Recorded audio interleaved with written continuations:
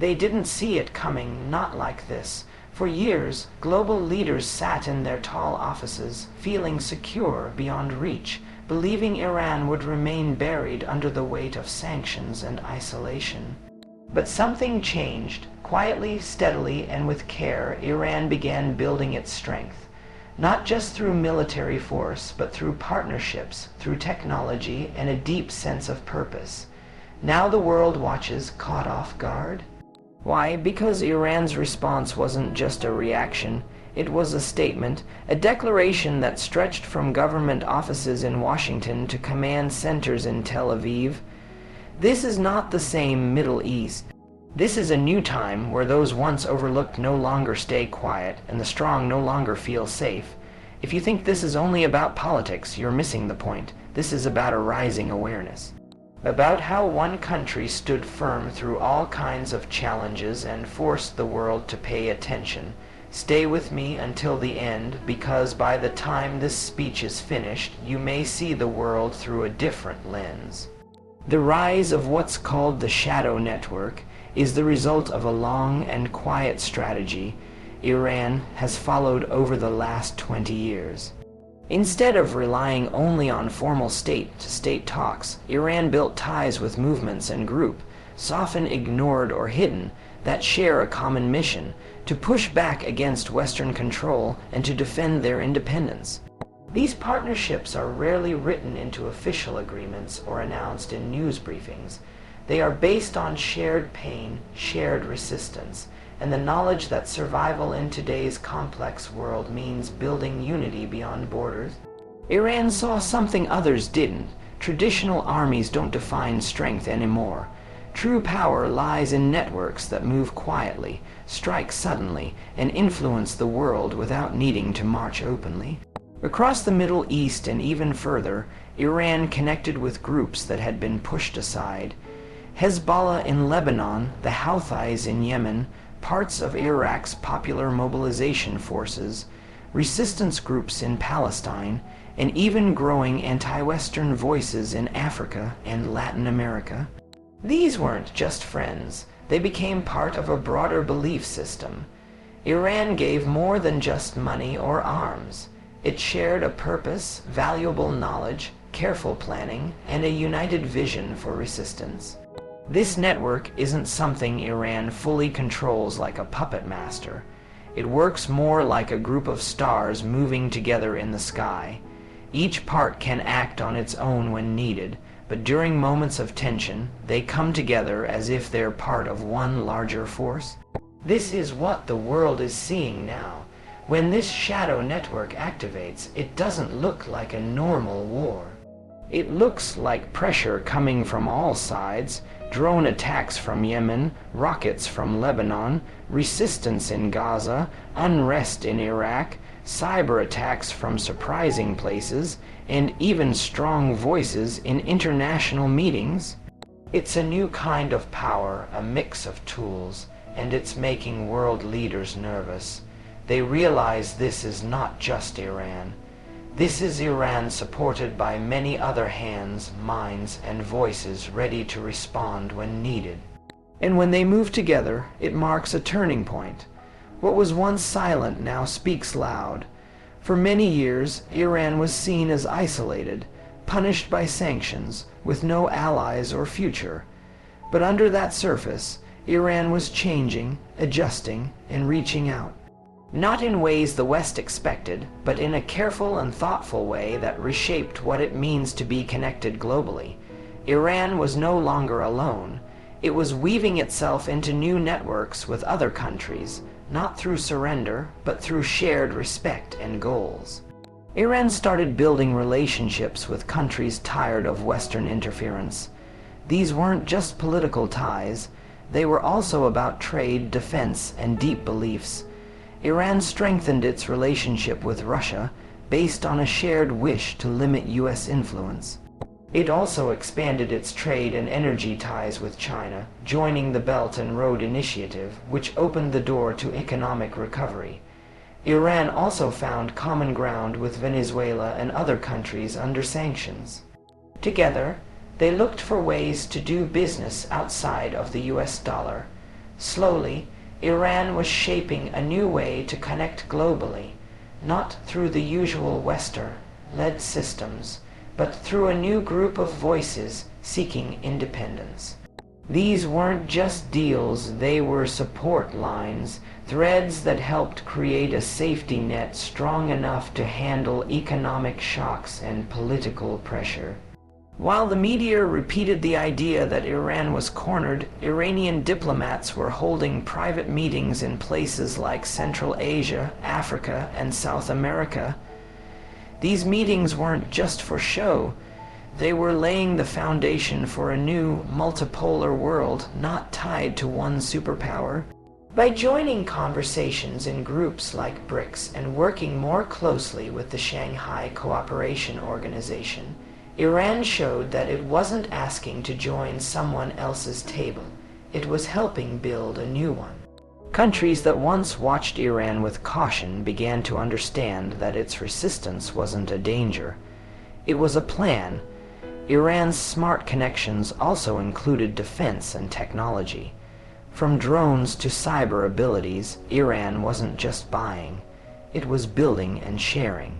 It began training others, exchanging knowledge, and creating solutions with countries looking for independence. This made Iran important far beyond its borders. What's more, these partnerships were not based on needing favors.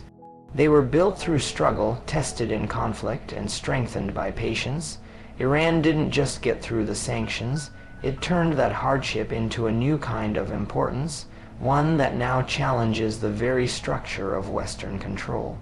Instead of knocking harder on closed doors, Iran built a new house and invited others tired of being told what to do to come inside. People often misunderstand Iran's work with proxy forces. They think Iran simply hires others to fight for it. But that's far from the truth. Groups like Hezbollah, the Houthis, and Iraq's militias are more than just fighters. They are trusted partners in a shared mission. Each one brings its own strength, knowledge of their home regions, influence among locals, and experience in combat. Iran doesn't just give them weapons. It shares plans, intelligence, and a long-term strategy. This way, Iran can extend its reach without needing to directly step into battle. It's a different kind of power, not built on tanks and troops, but on precision and surprise. What makes this even more effective is how these groups stay connected without being tightly controlled. They act on their own but stay in rhythm with one another. So when tension rises, these groups respond in their own ways, but at the same time. It seems spontaneous, but it's often part of a bigger plan. This coordination is what worries global powers. They can't find one place to strike. They can't always guess what's coming next. Iran has built a system with many pieces, each one able to stir things up in different ways at the same time. What gives these groups even more power is the belief behind them. They're not just acting for Iran, they're acting for their people. For dignity, for justice. That belief makes them stronger than any weapon or money. They are deeply connected to their communities, seen not as outsiders but as protectors. During times of rising conflict, we've seen how these groups move.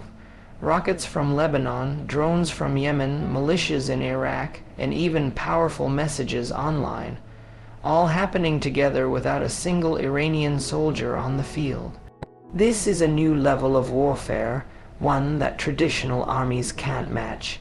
You can't easily stop an idea or a shared mission. These allied forces are Iran's protection and its reach. They are not just a warning. They are part of Iran's long-term vision for changing the region. While some nations depend on large armies and expensive bases, Iran depends on belief, careful planning, and teamwork that can't easily be broken. That's why this network keeps growing, keeps adapting, and keeps shaking up the old systems. Not through taking land, but through smart, united actions built on belief. Another part of Iran's strategy is its quiet fight against the world's financial systems. While many focused on missiles, Iran focused on money, more precisely, how to escape a system where the US dollar controls trade. This isn't just about avoiding punishment, it's about creating new financial rules. Iran is part of a bigger group of countries in the global south who are starting to question why one nation's currency has so much power. Iran became a symbol and a guide, helping others find a way out of economic dependence.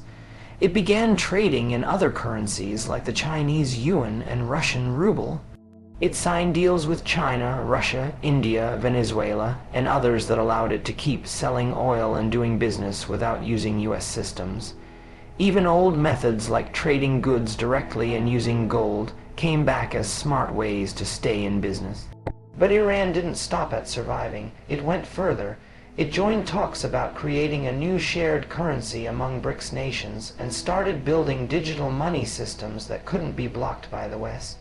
Iran also built new trade routes over land through Central Asia, connecting to China and Russia, and even into Europe by less obvious paths. This new transport network offered safer, shorter routes and helped Iran avoid control points guarded by Western allies. It also teamed up with Iraq, Syria, and Lebanon to build a new regional economic area that could keep trading no matter the pressure. Iran's efforts weren't just about staying afloat, they were inspiring. They showed others that resistance could be about trade, money, and ports, not just protests. Iran became a model of how to build new systems, how to survive and even grow without needing a green light from Washington. And now, as more countries begin to lose trust in the old ways, Iran's early choices are starting to pay off. It's not just hanging on, it's leading the way. Iran's progress in technology, especially with drones and cyber power, has changed the playing field in the region. For years, high-tech war was something only powerful Western countries were expected to master. Stealth planes, smart bombs, satellite systems, but Iran proved otherwise. By learning from existing tools and making its own, Iran turned sanctions into a reason to innovate. Today, Iranian-made drones are feared on the battlefield and sold or copied by others. These are not just flying cameras. They are powerful tools that can carry out precise attacks, travel long distances, and get past defenses.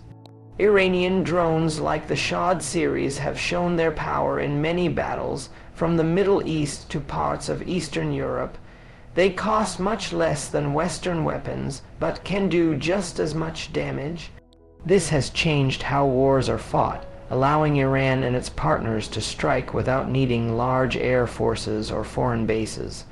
Launched from hidden places, these drones can reach targets far away, often slipping past even advanced defense systems. That unpredictability scares traditional powers. Their expensive weapons no longer guarantee safety, but Iran's push in tech isn't limited to the skies.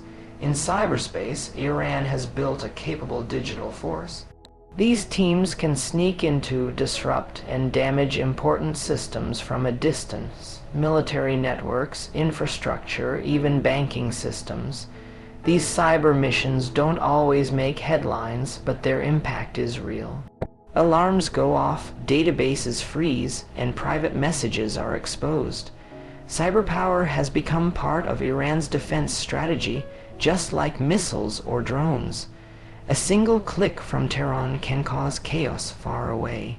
What makes this even more powerful is that Iran shares these skills with its partners. Other resistance groups now use Iranian-designed drones and follow cyber tactics developed in Tehran.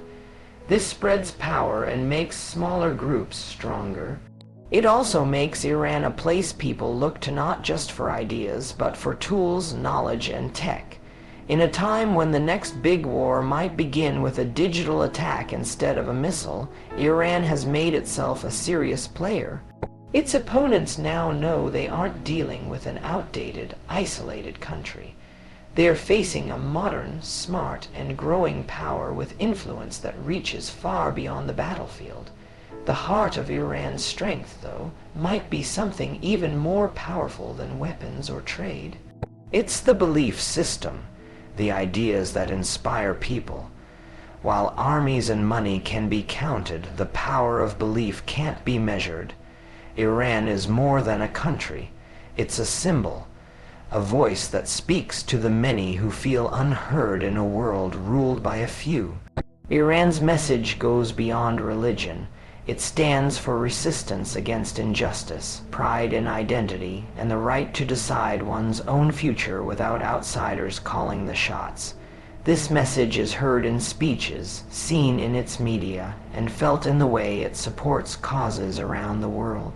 It connects with people who have lived through colonization, broken promises, and lost voices.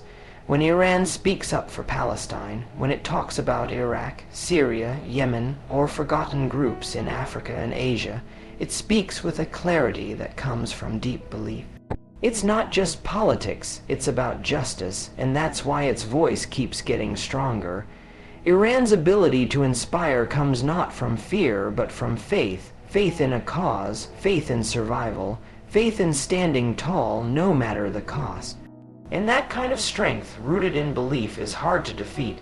That many believe is often absent in Western conversation. That kind of clarity becomes loyalty, and loyalty grows into a movement. People don't just stand with Iran because of politics. They feel a deep spiritual connection to what it represents. Even in nations where the ruling powers may stand against Iran, large numbers of people admire its boldness, its unwillingness to surrender, and its dream of a world where those who suffer are not forgotten.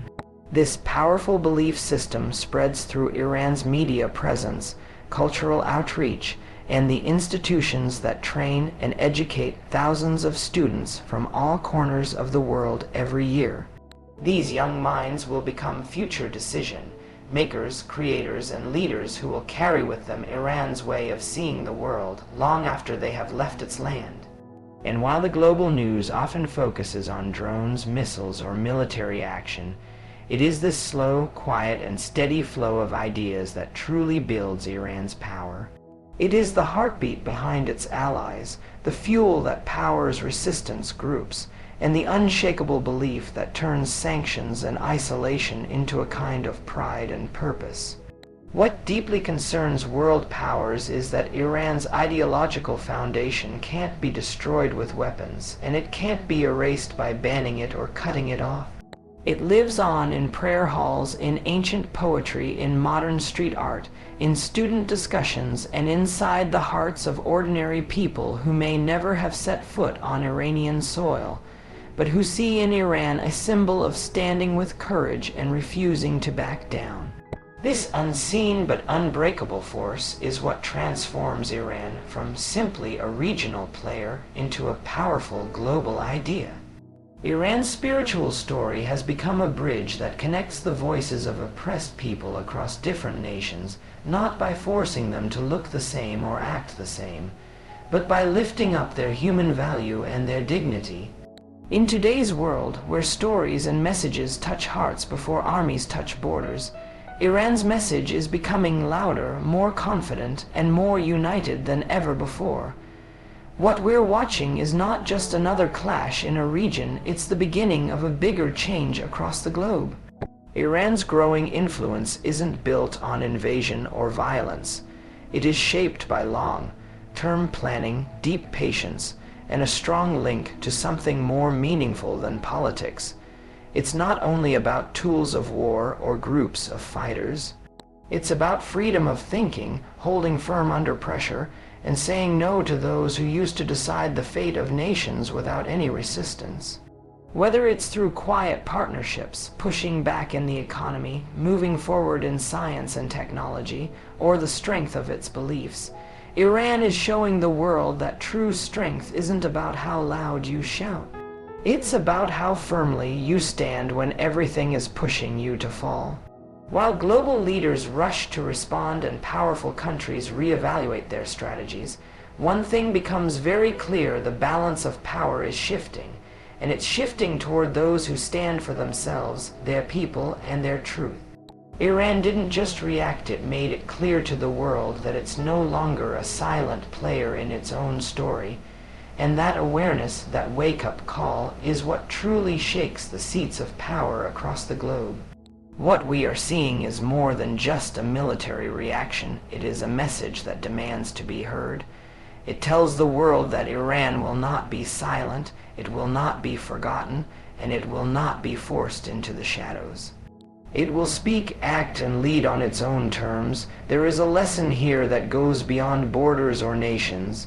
It is a reminder that even in a world filled with loud voices, money, influence, and weapons, the power of belief, when it is deep, clear, and connected to the soul, cannot be controlled or silenced. Iran's strength doesn't come from how much land it owns or how many weapons it holds. It comes from the way it inspires others, from the way its story reaches into the hearts of people in villages, towns, and cities far from its own. This is not something that can be measured by statistics or war reports. It's something that lives in conversations, in quiet thoughts, in art and music, in protests and writings, in whispered prayers, and in the firm eyes of someone who knows what it means to stand up for what they believe. This is the kind of power that doesn't need permission. It doesn't wait for approval. It simply grows and keeps growing in places where people are tired of being told who they are, what they can do, or who they should follow. Iran has become more than a country. It has become a voice, a vision, a mirror that reflects the hunger for dignity, justice, and self-respect in people across continents. It does not try to make everyone the same, but it reminds everyone that they matter. And that message, when shared from heart to heart, becomes stronger than any weapon. It becomes a call that says, you don't have to bow, you don't have to break, you can stand. In a time when many are searching for meaning, for leadership that cares, for truth in a sea of lies, Iran's story touches a nerve. It doesn't just speak to minds, it reaches into souls, and that is what truly worries those who rely on fear and force. Because once a person believes they are meant to stand tall, they can never be controlled in the same way again. They begin to ask questions. They begin to look deeper. They begin to demand more from the world around them. Iran didn't just respond to pressure, it used the pressure to shape its strength. It turned wounds into wisdom, struggle into strategy, and pain into power. The harder it was pushed, the stronger it became. Not by copying others, but by becoming more of itself. In doing so, it gave hope to those who thought they were alone. It gave strength to those who were made to feel weak. It gave courage to those who were told to stay silent. This is not about who has more power on paper.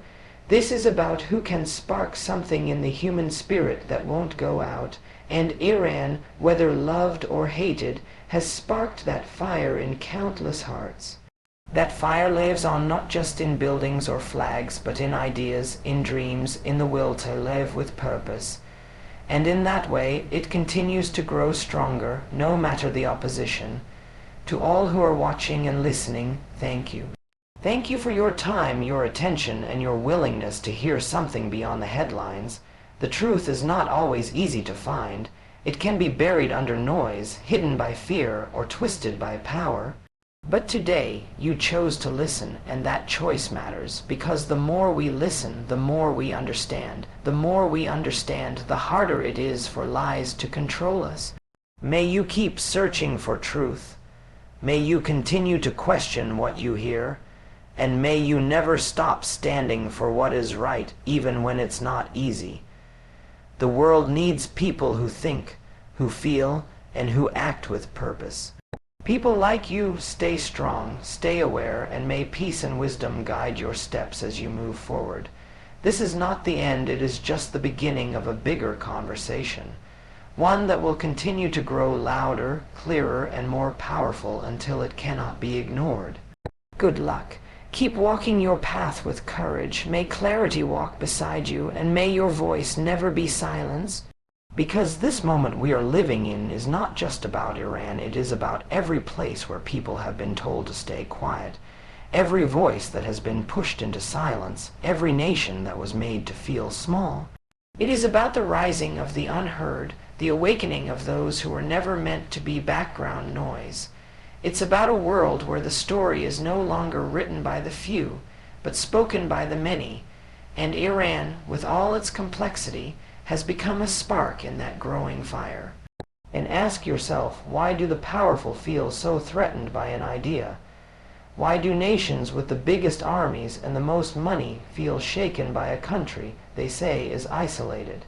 Because what truly disturbs them is not the weapons.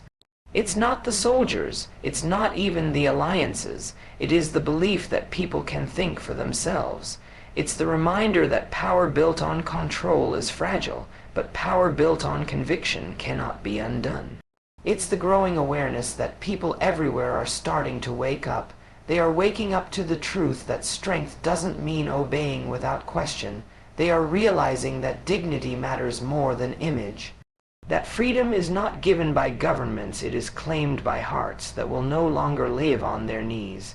This is why the ground is shaking, not because of missiles, but because of minds, not because of warplanes, but because of wisdom.